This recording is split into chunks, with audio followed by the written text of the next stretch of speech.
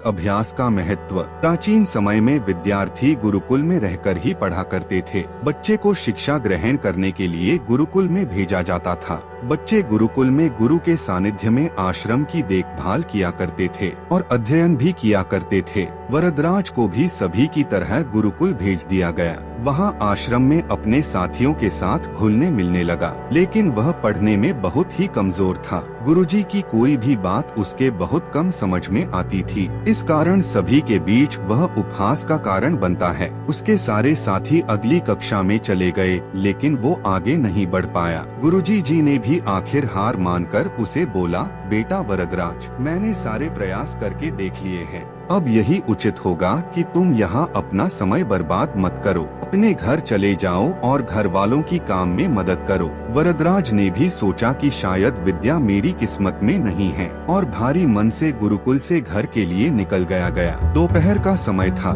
रास्ते में उसे प्यास लगने लगी। इधर उधर देखने पर उसने पाया कि थोड़ी दूर पर ही कुछ महिलाएं कुएं से पानी भर रही थी। वह कुएं के पास गया। वहाँ पत्थरों पर रस्सी के आने जाने से निशान बने हुए थे। तो उसने महिलाओं से पूछा, यह निशान आपने कैसे बनाए? तो एक महिला ने जवाब दिया, बेटे, यह निशान हमने नहीं बनाए। यह तो पानी खींचते समय इस कोमल रस्सी के बार बार आने जाने से ठोस पत्थर पर भी ऐसे निशान बन गए हैं। वरदराज सोच में पड़ गया। उसने विचार किया कि जब एक कोमल से रस्सी के बार बार आने जाने से एक ठोस पत्थर पर गहरे निशान बन सकते हैं, तो निरंतर अभ्यास से मैं विद्या ग्रहण क्यों नहीं कर सकता। वरदराज ढेर सारे उत्साह के साथ वापस गुरुकुल आया और अथक कड़ी मेहनत की। गुरुजी ने भी खुश होकर भरपूर सहयोग किया। कुछ ही सालों बाद यही मंदबुद्धि बालक वरदराज आगे चलकर संस्कृत व्याकरण का महान विद्वान बना, जिसने लघु सिद्धांत कौमुदी, मध्य सिद्धांत कौमुदी, सार सिद्धांत कौमुदी, गीर्वाण पद्मंजरी की रचना की। दोस्तों, अभ्यास की शक्ति का तो कहना ही क्या है। यह आपके हर सपने को पूरा करेगी। अभ्यास बहुत जरूरी है, चाहे वो खेल में हो या पढ़ाई में या किसी और चीज में। बिना अभ्यास के आप सफल नहीं हो सकते हो। अगर आप बिना अभ्यास के केवल किस्मत के भरोसे बैठे रहोगे तो आखिर में आपको पछतावे के सिवा और कुछ हाथ नहीं लगेगा। इसलिए अभ्यास के साथ धैर्य, परिश्रम और लगन रखकर आप अपनी मंजिल को पाने के लिए जुट जाएं। 3. अभिनव बिंद्रा, जिद और जुनून ने दिलाया गोल्ड। ओलंपिक में भारत को गोल्ड मेडल मिलने से हर भारतवासी खुशी से झूम उठा। बिंद्रा की जिद और जुनून ने उन्हें इस मुकाम पर पहुंचाया है। बैंकॉक में हुए वर्ल्ड शूटिंग चैंपियनशिप में बिंद्रा की टीममेट रही इंटरनेशनल शूटर श्वेता चौधरी ने कहा कि बिंद्रा ने जो कहा वह कर दिखाया। श्वेता मामूली अंतर से ओलंपिक टीम में जगह बनाने में नाकाम रही। श्वेता ने बताया कि बिंद्रा ओलंपिक गोल्ड के लिए पिछले 4 साल से अनवरत मेहनत कर रहे थे। बिंद्रा ने जो कहा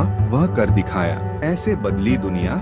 श्वेता बताती हैं कि एथेंस ओलंपिक के बाद अभिनव के व्यवहार में चेंज आया। एथेंस ओलंपिक में पदक हासिल न करने के बाद ही उन्होंने निश्चय कर लिया था कि वह अगला मौका बीजिंग ओलंपिक नहीं गंवाएंगे। एक स्मरण सुनाते हुए श्वेता ने कहा कि बैंकॉक में वर्ल्ड चैंपियनशिप के दौरान जब भारतीय टीम के अन्य शूटर शाम को शहर घूमने गए थे, बिंद्रा जिम में एक्सरसाइज कर रहे थे। शायद अभिनव को एथेंस ओलंपिक में पदक नहीं जीतने का सदमा ऐसा लगा कि उनके व्यवहार में काफी परिवर्तन आ गया। उसके बाद से वह रिजर्व रहने लगे। इसके पहले वह साथियों के बीच आकर हंसी मजाक करते थे। इसके बाद वह लगातार विदेशों में जाकर प्रैक्टिस करते रहे। श्वेता ने बताया कि बिंद्रा ने स्वयं ही अपने लिए प्राइवेट कोच, पैथोलॉजिस्ट व फिजियो नियुक्त किया था। इसके बावजूद छोटी प्रतियोगिताओं में उनके मेडल न जीतने पर कई बार उनकी आलोचना भी हुई, परंतु उनको जानने वाले जानते थे